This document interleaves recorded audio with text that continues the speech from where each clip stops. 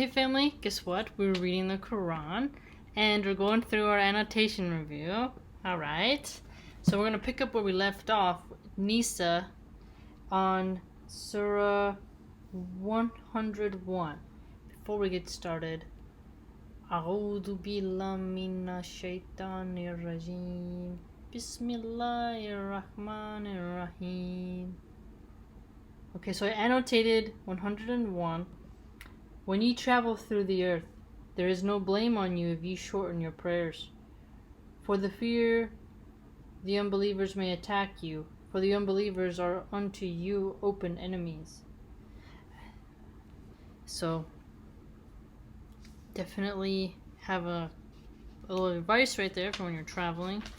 And then it appears I also annotated 102, kind of towards the end. And bearing arms, the unbelievers wish, if ye were negligent of your arms and your baggage, to assault you in a single rush.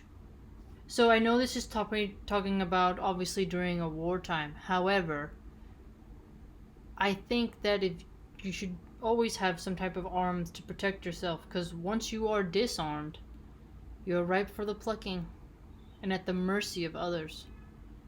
And those who hate you will not have mercy on you just because you don't have weapons, right? But there is no blame on you if ye put away your arms because of the inconvenience of rain or because ye are ill, but take every precaution for yourselves. For the unbelievers, Allah hath prepared a humiliating punishment. And then, on 104, I annotated, and slacken not in the following up the enemy, if ye are suffering hardships. They are suffering similar hardships, but ye have hope from Allah, while they have none. And Allah is full of knowledge and wisdom. It's definitely a very comforting verse, isn't it not? It is. Okay, I also annotated 106. But seek the forgiveness of Allah, for Allah is most forgiving, most merciful. And then 107 towards the end. For Allah loveth not one given to perfidy and crime. Exactly. 108 also. They may hide their crimes from men, but they cannot hide them from Allah, seeing that He is in their midst when they plot by night, in words that He cannot approve, and Allah doth compass round all that they do. And I put in brackets 110. If anyone does evil or wrongs his own soul, but afterwards seeks Allah's forgiveness, he will find Allah oft forgiving, most merciful. And then I underlined one of the parts of 113. A party of them would certainly have plotted to lead thee astray.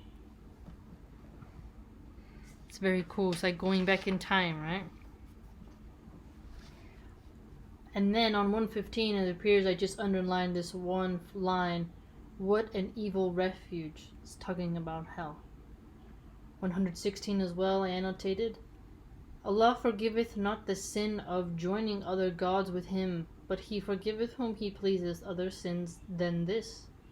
One who joins other gods with Allah hath strayed far, far away from the right.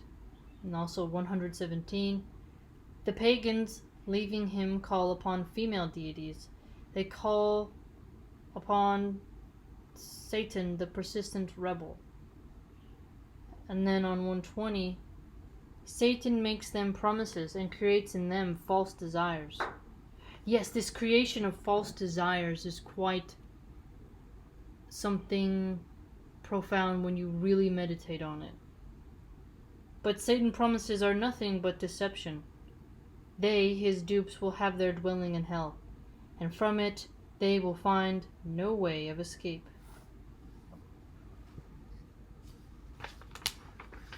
Also 122.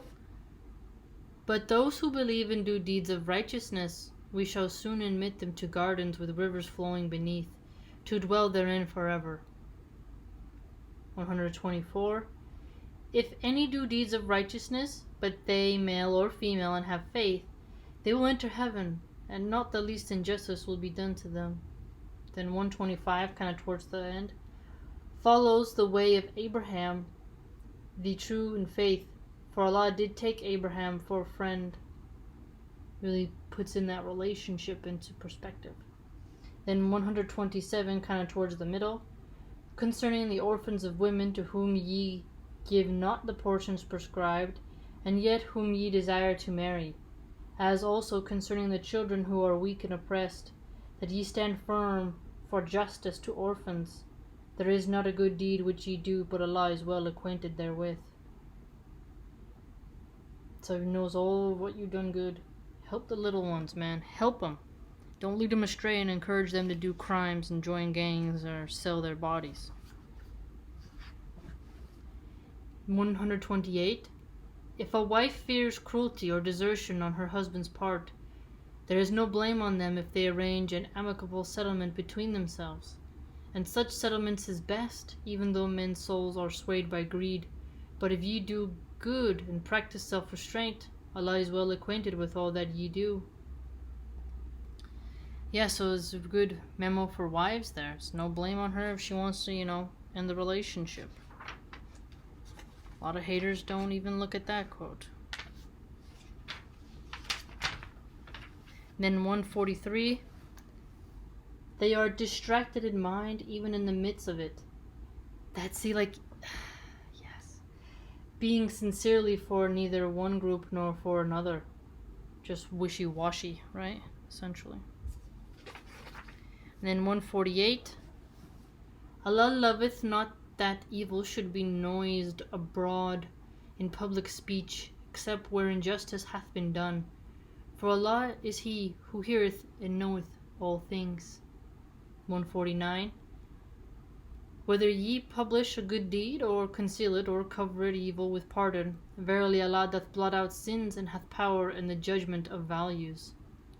Yes, one of the most potent things in the Quran is the fact that there is no escaping the vision. 153. The people of the book asked thee to cause a book to descend to them from heaven. Indeed, they asked Moses for an even greater miracle, for they said, show us Allah in public.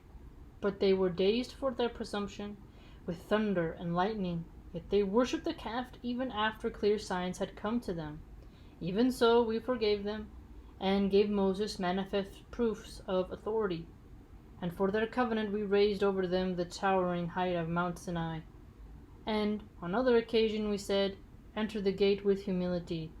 And once again we commanded them, transgress not in the matter of the Sabbath, and we took from them a solemn covenant. Wow. Again, I remember when I was literally asking God to come down.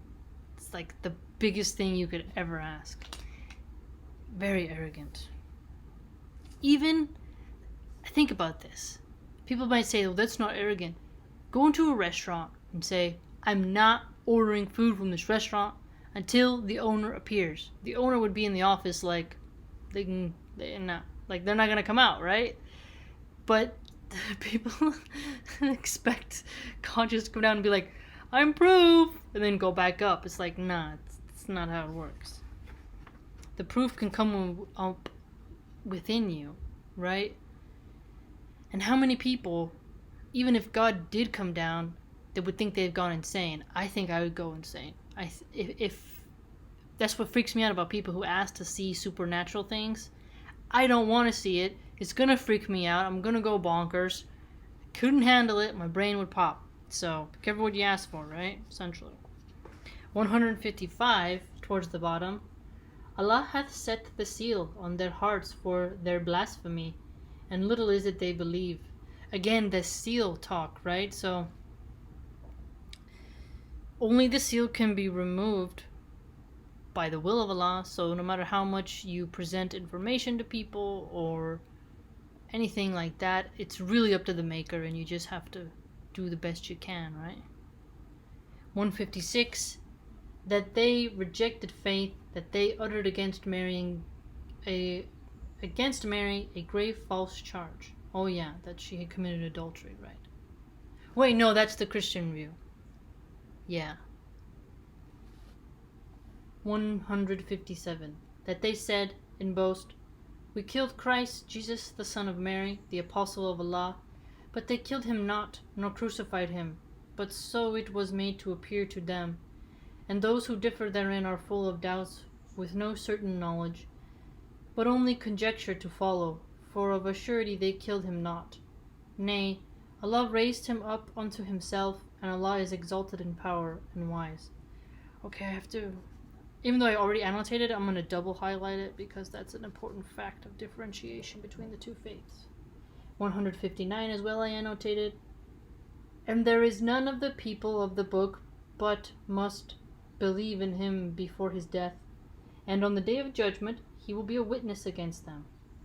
160 as well. For the iniquity of the Jews we made unlawful for them certain foods, good and wholesome, which had been lawful for them, and that they hindered many from Allah's way, that they took usury though they were forbidden, and that they devoured men's substance wrongfully. We have prepared for those among them who reject faith a grievous punishment.